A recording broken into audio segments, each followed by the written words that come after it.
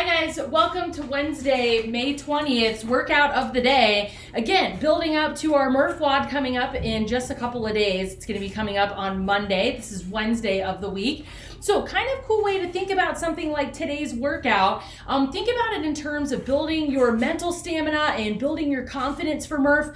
In Murph, it's going to be that mile run, 100 pull-ups, 200 push-ups, and 300 air squats. So something like today's WOD where we are doing 150 air squats, that's half of the rep count that you're going to use in Murph. So get that feeling for what it feels like. It's not going to be that bad.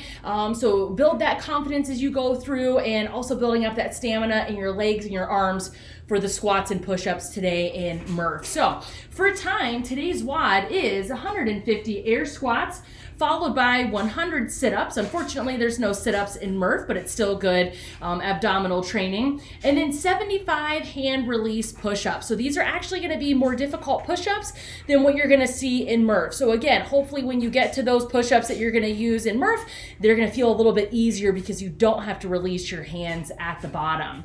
Followed by 50 high knees and then 25 V-ups. So you've got two pretty good abdominal movements, and like I said, two good movements to help you and build up your strength for Murph. So these can absolutely be scaled based on what you need with squat depth. The sit-ups could be crunches, and the V-ups can also be turned into sit-ups. So they all absolutely could be scaled depending on what works best for you. We're going to warm up for this, again, tapering off for Murph, where you have a choice between jogging 400 meters or it could be a row for 500, depending on what you have available with equipment that you've checked out from the gym. Followed by 2 rounds of 10 jumps to a 6-inch target, or that could just be jumping as high as you can if you don't have a way to measure that in your house or around your house. Followed by 45 seconds of a Cobra Stretch yoga pose, 20 high knees in place. They'll be the exact same type as the high knees that you're going to do in the WOD. 45 seconds holding the bottom of a squat and also grabbing your toes with a nice upright chest. We'll go over that. 10 bent over rows and 30 seconds of banded hamstrings. So that could also be using a towel if you didn't grab a band from the gym, and wrapping that around the bottom of your foot to get a really nice full hamstring stretch out of that. And then I would recommend doing a WOD buildup of practicing 5 of each of those movements before we actually jump into the WOD. So I would just go through that one time.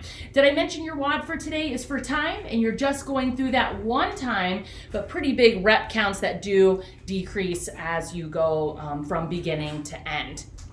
So let's go over some of the warm-up movements.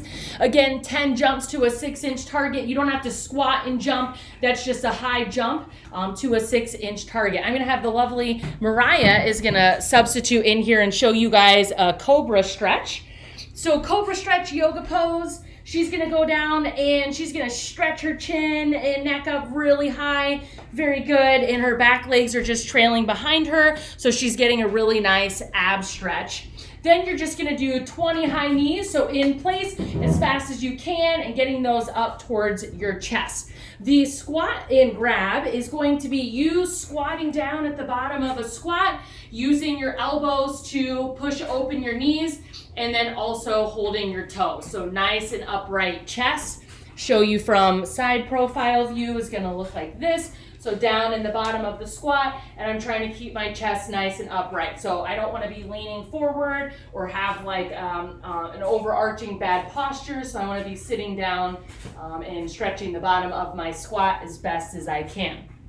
Grab some weights or grab 2 backpacks. You're going to do bent over rows, so that's at a 90-degree angle, and I'm going to do 10 of those with weights in my hand, keeping a nice neutral spine and moving those elbows to 90 degrees, followed by my 30 seconds of banded hamstrings. So again, grab a towel if you don't have a band. You're going to just strap those right below the sole of your foot, seated on the floor, and get a good stretch on your right leg, left leg, and then straight down the middle to make sure your legs are nice and ready to go for today's workout.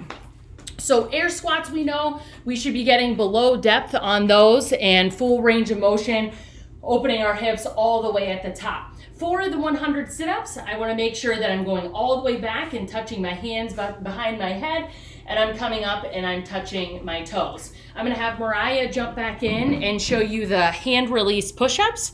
So we're doing 75 of those. It's just like a push-up. So Mariah's gonna show a variation on her knees.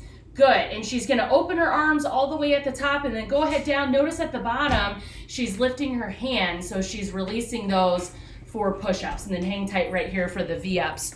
So that's our hand release push-ups, followed by the high knees, just like what we did in the warm-up, and then 25 V-ups. So the idea of a V-up, Brian, why don't you turn so like your feet are, yep, just like that.